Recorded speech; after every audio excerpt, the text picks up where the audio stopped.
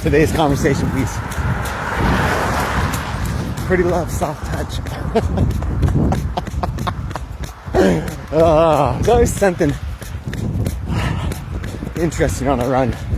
Today it's a box on the side of a road of a gigantic dildo. And oh my gosh. You know, when one of the initiatives that we've taken on in the Dominican Republic is helping with garbage cleanup. And not because Dominican people don't care, but they kind of developmentally are where the United States was like 30 years ago. If you remember back in school, it's like we learned about recycling and how it's important. They're just kind of there now. Because as the industrialized world came into the DR, they did what they did, which is create a bunch of garbage. And then people drop the garbage. But here, apparently, it's not such a big deal unless you're deeply ashamed of the thing that you bought. Oh, my gosh. And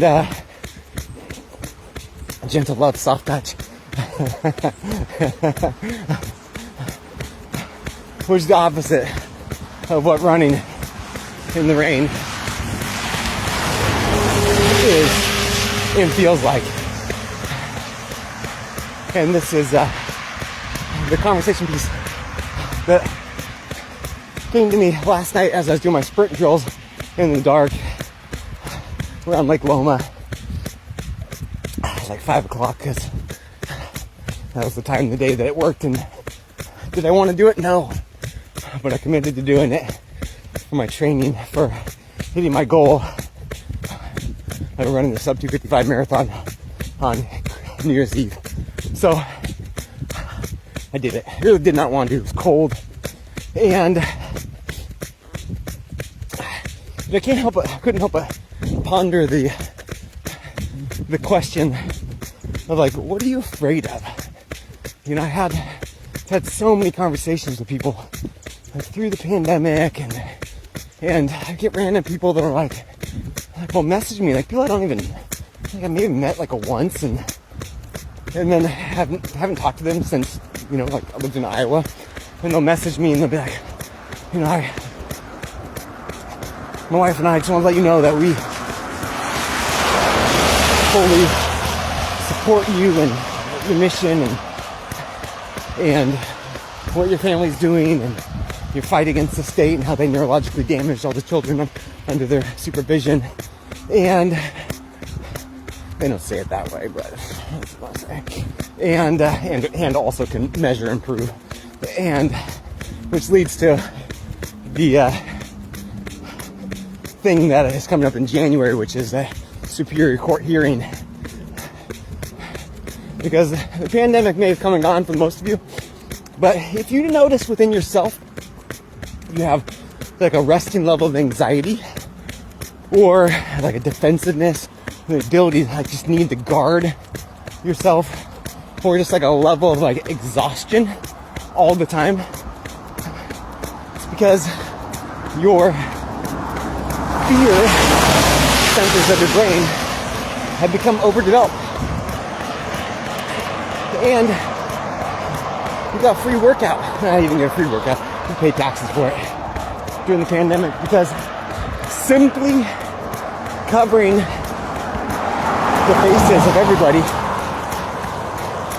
took away one of the main jobs of our calming centers of our brain, which is interpreting facial expressions. So simply being around a bunch of people masked up weakened part of your brain. And synthetic environment, inactivity, negativity, all strengthen the fear centers of your brain, the amygdala. And this is, if you ever had a situation where you're like in a confrontation and argument or whatever, and then you leave the situation, and all of a sudden you have all the comebacks. Oh, I could have told them this, and that would really prove my point. Oh gosh, ever had that happen? Well, it's because when you're in the heated moment, the fear center of your brain is activated, which makes all your emotions highlighted and exaggerated. And then rational thought, deductive reasoning, problem solving, sequential planning, peace, joy, love, that part of your brain is shut down. Dr. Tapper, good to see your beautiful face on the bottom of the screen. So,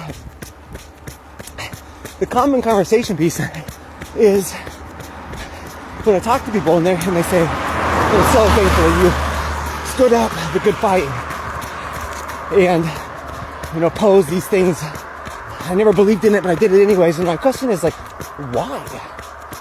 Why did you do that then? If it's not something you believed in, why did you do it? Why do you still do the things? And the answer was, and has been, just not for men. Men won't typically tell the truth. But women, well maybe they don't even know the truth, right? But women, they've said, just been afraid for so long that I just don't know what to do. In essence, the brain has been hijacked by the fear centers of the brain. Okay, so does that mean that I am immune to fear? Because and let me tell you, Dr. Tapper, you can attest to this also. When people are threatening your life and threatening to put you in prison because not covering your face, it is a scary thing. So, what's the difference between someone who allows the fear centers of the brain to dictate and control their life versus someone that does not? And the answer is very simple. It's the ability to engage the opposing neurology.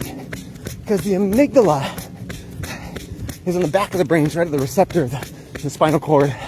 And it's where everything, Lab 6, majority 940. of our sensory input is.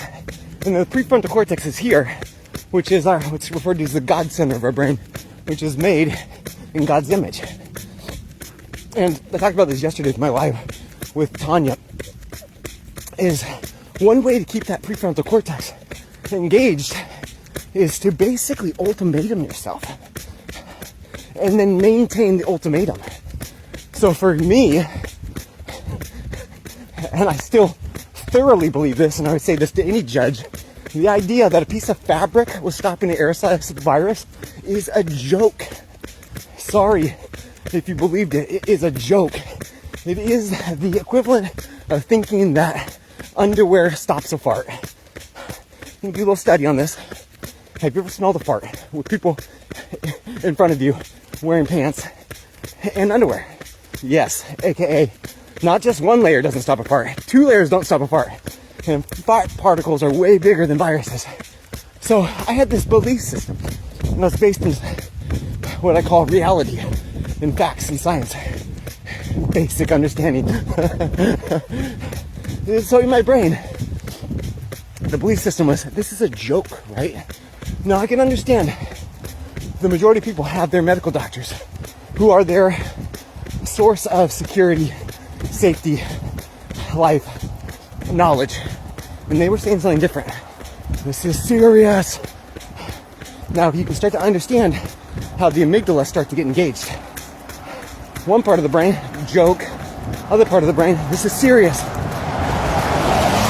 Jokes are funny. Jokes are fun. Jokes keeps that prefrontal cortex engaged. My children can run and play and laugh because they're in development mode all the time. They don't take things seriously until we stick them in a chair for 8 hours and tell them how serious it is if they don't get through the grade, that they don't succeed in life. And then you can see how early on that amygdala training really starts up. So back to the ultimatum and engaging the prefrontal cortex.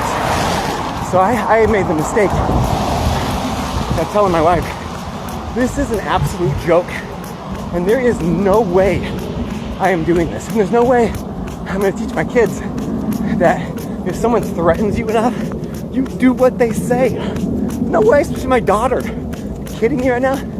And just coincidentally, God's perfect timing, I ended up having a friend I found out whose husband was mistreating her, and he used the manipulation tactics of, since you're my wife, I can do what I want, even though she would just be lying and crying and saying no. I'm like, oh hell no, I'm not teaching my daughter that is ever okay in any situation, not from a government, not from another guy, not from a job, nunca, never, in Spanish. So God's perfect timing put a little emotional fuel behind my conversation. But I told my wife, I'm not gonna doing this. I'm not gonna live somewhere where this is idiocy is normalized. And Chelsea looks me right in the eye and she goes, Devin, that's gonna be everywhere. Which again, my belief system was, this is a joke, right? And sure enough, I opened my big mouth. I said, Chelsea, there is no way I am doing this. And so now I'm in a tricky situation because my wife has got me whipped. She has got me under her thumb to create a life that she likes for all my macho wannabe masculine male friends that think I have a submissive wife. And that is quite far from the truth. So when I say something, I'm held to that standard. Oops, it's raining, so buttons are getting pushed right away. And so now this is where the ultimatum comes in, because the prefrontal cortex is again sequentially planning. So when I committed to this task, then my emotional energy behind the fear was then redirected to the prefrontal cortex to sequentially plan how to do it. And which then allows me to then develop resiliency. And this is hands down one of the reasons why I encourage everyone to begin running. Because guess what? Running sucks. It will never not suck. But when you do it, you engage in something that you're like, this sucks, I don't want to do this. And by the way, it's good for you, but your knees hurt, your legs hurt, your lungs hurt, your shoulders hurt, your neck hurts, back hurts, everything hurts, feet hurt, toenails peel back. You engage the prefrontal cortex and strengthen the vagus nerve. So in essence, you develop your backbone neurologically. When I want to know why everyone's posture is slouched forward, not because they need more posture exercises. It's because their backbone hasn't been developed with a balanced neurology. They're literally being trained to be in a submissive, fearful state, and their posture reflects it. Look at a conversation when you look at an interaction versus one that has any kind of intensity behind their emotion. Like, watch how people's forward posture comes in, because one person will become dominant, the other person will become submissive. Because the amygdala is trained to the dorsal vagal response. And this is a common misconception because of polyvagal theory. Is they teach that it's exhaustion, right? It's actually not exhaustion. If you look at the neuroanatomy, you have a dorsal vagal nerve root and then a ventral vagal nerve root. So dorsal vagal is the stay mode.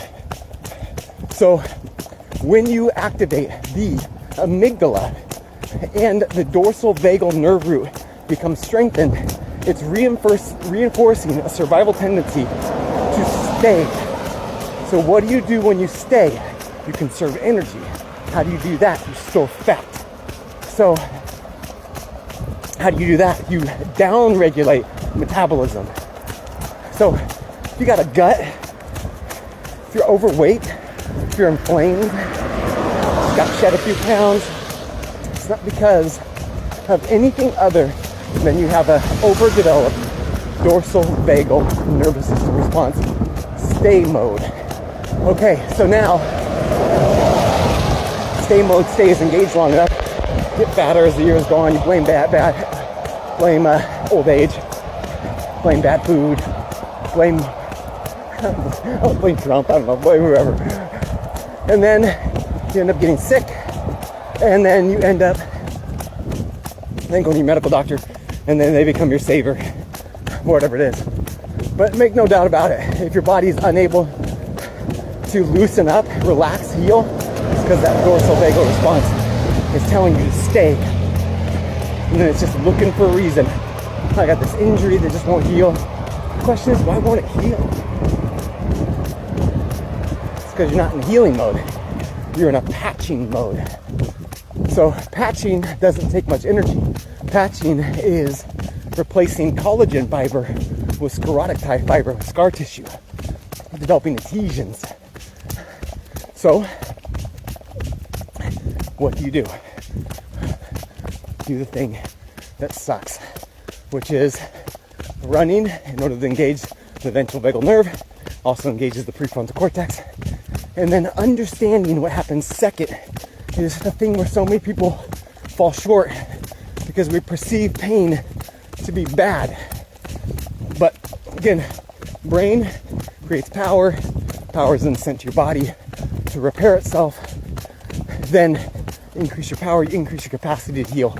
And if there is any disruption in that pattern, then go see a chiropractor to remove the disruption in order to make the process more efficient. And then work through the pain, because oftentimes what happens is all that patchwork that's been laid down, and again, like oftentimes people will say, well, how long does it take? Lap 7, 9:29. I wrote a whole book on this to walk people through the baby steps, and it's on my website, drugfreehappykids.org. But in essence, neurological change is instant. You can engage neurology immediately. In fact, I ended up meeting one of the world's experts on HRV and vagus nerve function, and Dr. Yuri Gitron, who is a PhD in neuroanatomy in the University of Israel, and he's also a professor there. And I wasn't supposed to meet him. I was supposed to just be a fly on the wall because he partners with chiropractors doing research. Because according to him, he said the cure to cancer is preventing it through HRV, which is optimizing vagus nerve. And he's so frustrated because he told medical doctors this like years ago, and they say, we make too much money treating cancer. Once that's no longer getting paid for, we'll switch to preventing it. So of course he's like, chiropractor is the only one that care about nerve function, so he's partnering with us. And so I was supposed to just be, I was just going to be a helper on this study for HRV, because I learned about all the research I did during the pandemic. I may run out of volume here, so I'm busy running. So I was doing all these studies with brain changes during the pandemic and seeing that people's temporal lobes decrease, so they couldn't hear anymore. Prefrontal cortex has decreased, so they can't sequentially plan or reason through anything. And it's directly related to HRV. And then as soon as the pandemic mandates went away, how that like rebounded pretty quickly with everybody. The atrophy is still there, but the continued assault was gone, which was interesting. So I'm on this phone call, and no one else can get on the Zoom call. And it was similar, I was doing a run like this. So I end up with the world's expert at HRV. And I was like, I was complaining about like how the pandemic response has worsened everyone HRV. And it's a very humbling thing to having one of the smartest people in the world tell you to shut the fuck up. To shut the fuck up. And it's like thick Israeli accent. He said, don't you understand that the way the function of the vagus nerve is as soon as you engage the ventral vagal response, you begin healing. So therefore, by focusing on negativity, you're actually inhibiting your body's ability to heal itself. So what are you even talking about? Like, you clearly have no understanding of what we're even talking about.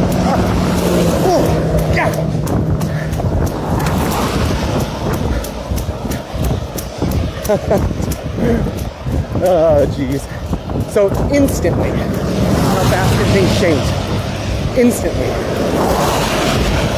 As soon as you are doing the thing that you said to yourself that you would do, that you ultimatum yourself, I am doing this thing no matter what, and then whatever thing came up, for example, I'm going for a run, I'm gonna go this distance, and then the rain comes up, and it's like, oh, I do not want to run in the rain. And then it's cold. Oh, I do not want to run in the cold. And then it's windy. Oh my gosh. And I really hate it. My hands get so frozen I can't move them. Oh gosh. And then you still do that thing. Activates prefrontal cortex. Instantly, I'm getting the benefit from my thing that I'm doing. Neurologically balancing out the fear receptors in my brain. Instantly.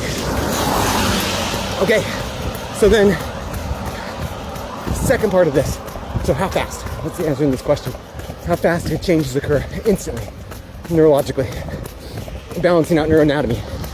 Using your fear as your fuel. And maybe that's a better way to look at it. Because the amygdala is still firing. It's just a matter of if that energy is getting stored in the body as flex muscles, or if it's getting utilized to engage the healing centers of the brain. Okay, so instantly changes start to occur. The second part is then muscles. Because as of right now, like if you're in a rested position, go ahead and palpate your traps, palpate your kind of low back muscles, palpate your glutes, palpate your calves. Palpate means feel. If you're in a resting position, those muscles should not be flexed. They should not be tight because you're relaxing. Which then leads to the question, like, why is that? Like, why are these muscles so tight? Well, what's the bullshit medical answer? Oh, you need to stretch more. Okay, let's break down neurology. See, I got a couple chiropractors on here. Dr. Chosen, good to see you. Let's break down the neurology. The actin myosin head engages with ATP, adenosine triphosphate. So that causes a flex position. It also requires adenosine triphosphate in order to relax said muscle.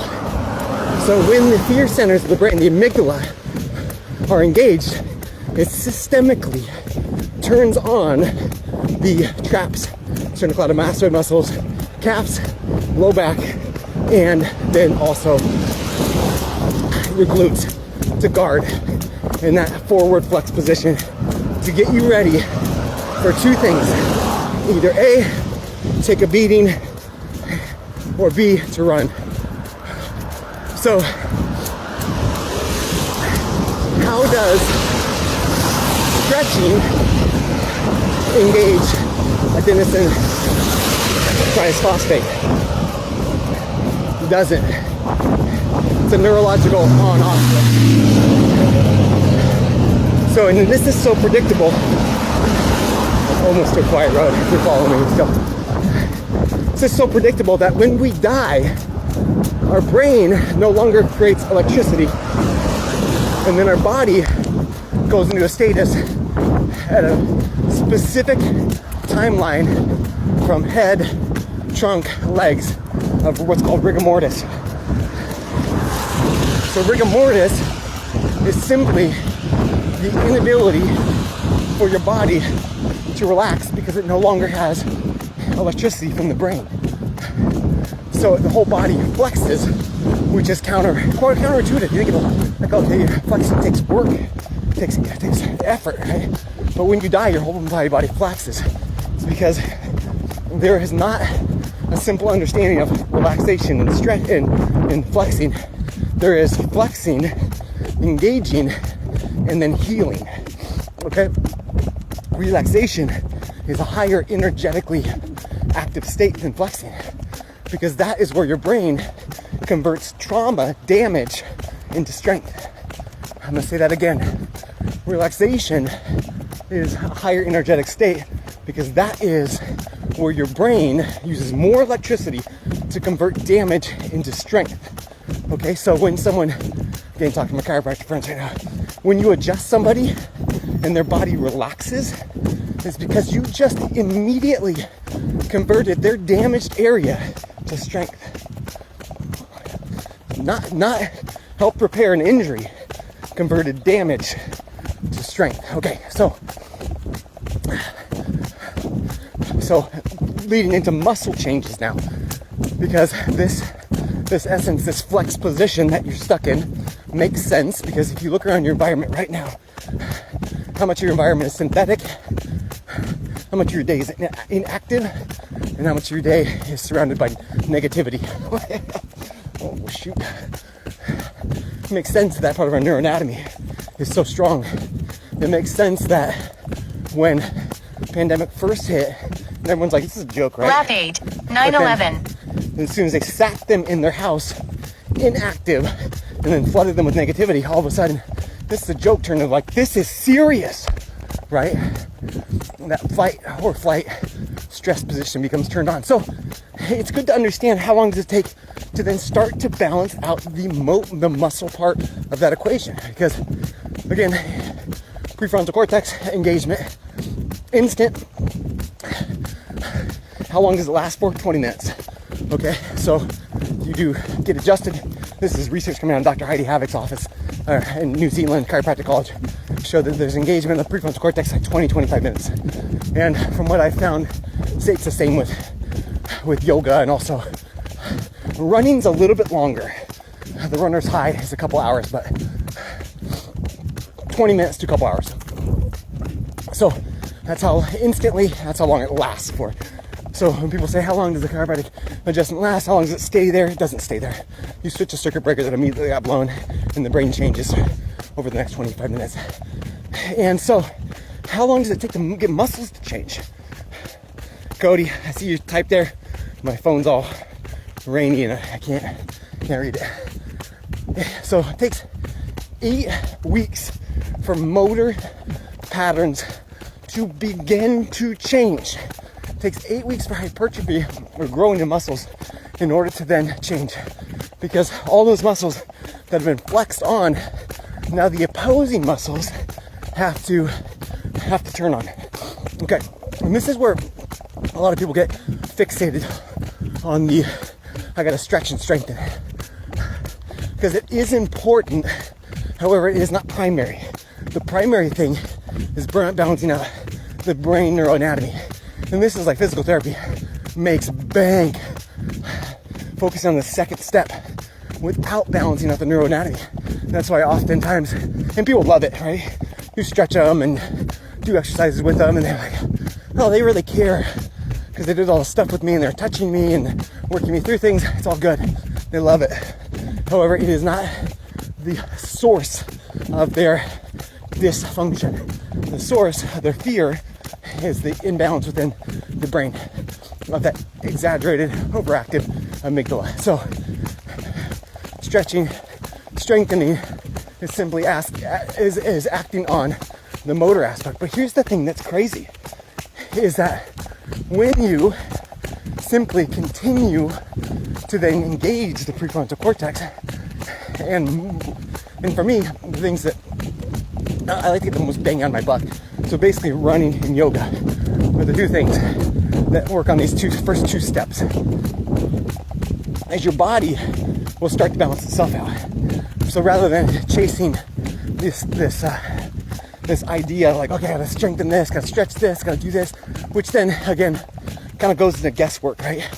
Well, I think maybe this expert says, but simply doing and what yoga, I have a tool called a Mindy device. Look it up if you guys are interested in the whole brain engagement thing.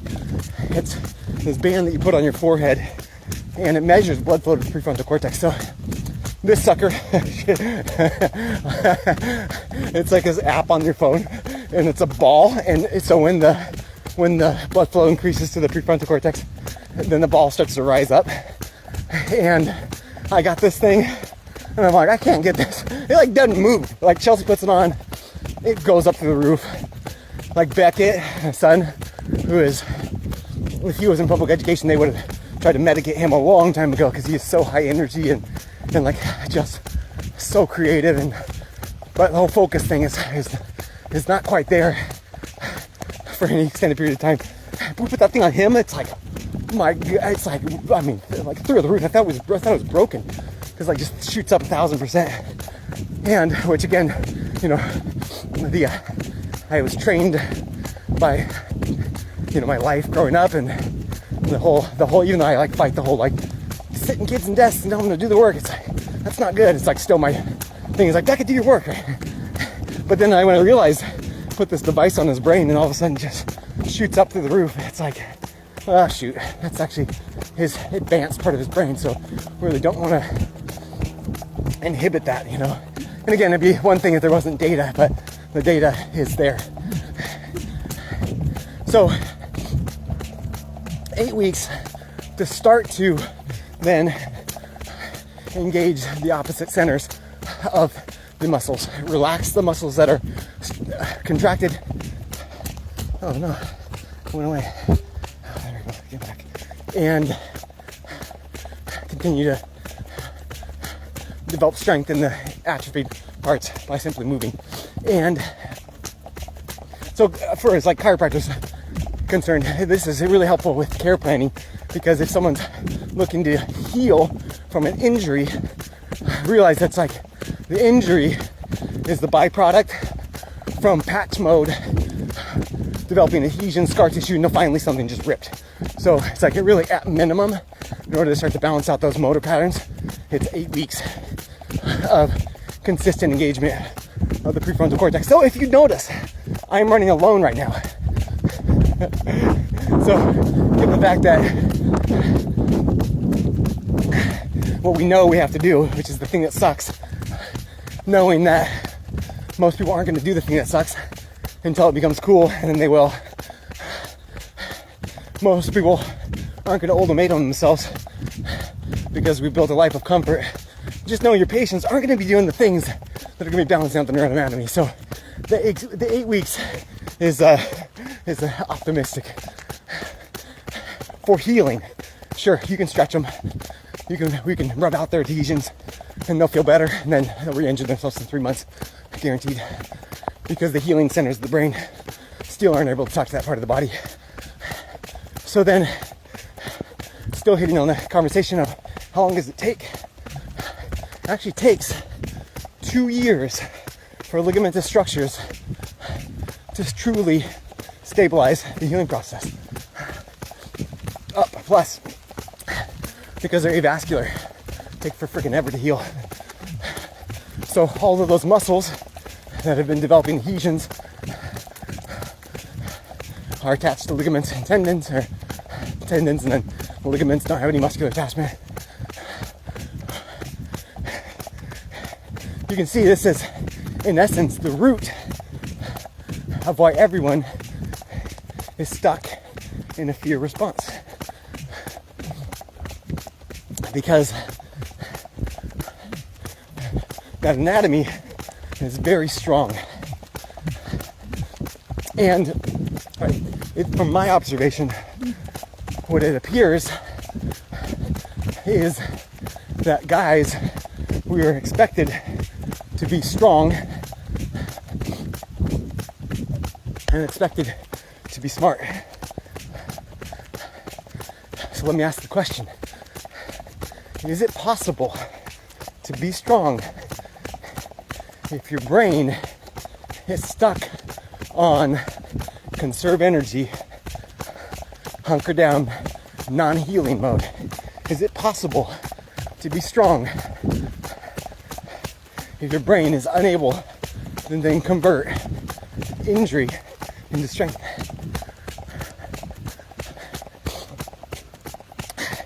And then we're expected to be smart. So let me ask a question again. Is it possible to be smart when your brain is stuck in survival mode, basing its decisions on emotions? And some might say, well, not me. And I would be one of those people. until I put the band thing on my head and realized I got zero engagement in my prefrontal cortex when I'm at rest. The only time I can get engagement in my prefrontal cortex is through running and also yoga and then getting adjusted.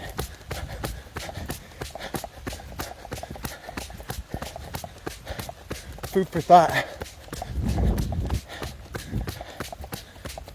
Food for thought. Lap 9. So 9:36. I don't know if there's a concluding statement before I jump this out. I gotta crank out this last mile fast though. Thank you for everybody that still helped.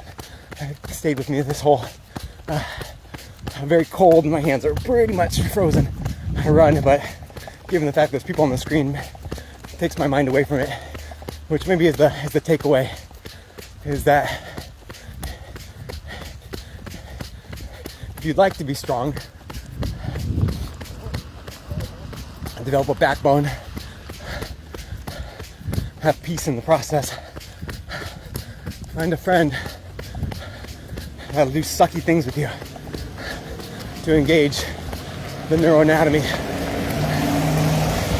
because talking about it doesn't strengthen neuroanatomy, only action does. All right, Cody, so I see you wrote something there. I will, let's see if I can, I'll respond back to it when, I'll send you a message when I have the ability to focus. All right, brothers.